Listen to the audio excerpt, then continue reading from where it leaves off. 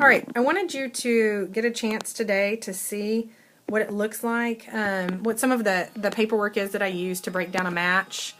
I use this during a match. This is our point chart. Essentially, I write down who we're playing, whatever, and then I just chart how each point is scored. So this is who we played last night, R.L. Turner, and this is our side. They had first serve, so I put up here that Grapevine was receiving. And so they served, and we had a hitting error by number 13. But then this tells me they didn't hold it any more than that. So I put an end of their rotation. We earned our 1 point from a kill from our number 7. We held serve because they had a hitting error by their number 11. Then they had a hitting error by their number 4, a ball handling error by their number 2, and then we had a service ace by our number 13. But you can see right here, our scoring run ended at 5 points.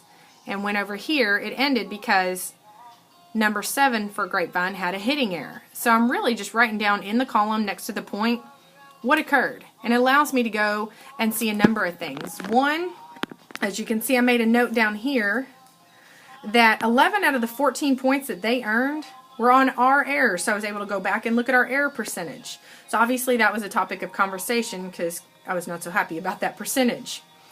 It allows me to see scoring runs. So when we see a run like this, 1, 2, 3, 4 points, we're stressing on the court that scoring run needs to end.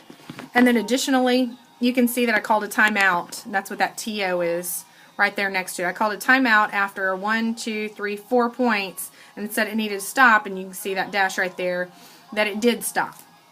So it allows me to account for how every point is scored. Okay, and you can kind of come up with your own codes, but I can do this for the whole match right there as I'm coaching, okay? And then I just use it to go back and look at, you know, some different things. You can also see I circle 10, 15, and 20 because we won those mini games. We were the first team to get to 10, 15, and 20. If we didn't get it, I would have an X over the 10 or the 15 or whatever. So it gives me a lot of opportunity to have conversation that's valuable and meaningful with them about how we played. Then the next thing I'll turn around and I'll do is I'll come and I'll look at our side out percentage and our defensive percentage. How well did we defend serve?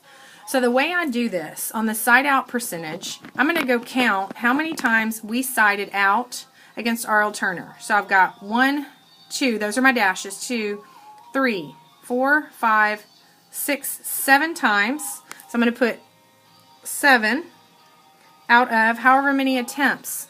So I've got my 1 attempt here, 2, 3, 4, 5, 6, 7, 8, 9, 10, 11, 12, 13 out of 14 attempts. And then I'm going to come in and do the math on that and get my percentage. Okay? And I do that for each one. All right? So then again, over here, I can see that we sided out 1, 2, 3, 4 times out of 1, 2, 3, 4, 5, 6 attempts. So I'm going to go 4 out of 6 and get that percentage. Now on the defending of serve, how well did we defend serve? I'm going to go and look and count how many times did we hold serve. So we held 1, 2, 3, 4, 5, 6, 7, 8, 9, 10, 11, 12, 13, 14, 15, 16, 17, 18, 19 times. And then I'm going to count out of how many attempts. I have my 19, but we didn't hold here, so that'd be 19, 20, 21, 22, 23, 24, 25, 26 times. And I do that percentage.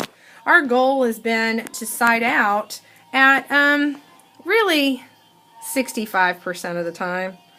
And then on our defense, we need to be defending our serve 50%. So it allows us to go back and talk about it as a team and see how we're doing, and then I can build drills based on that.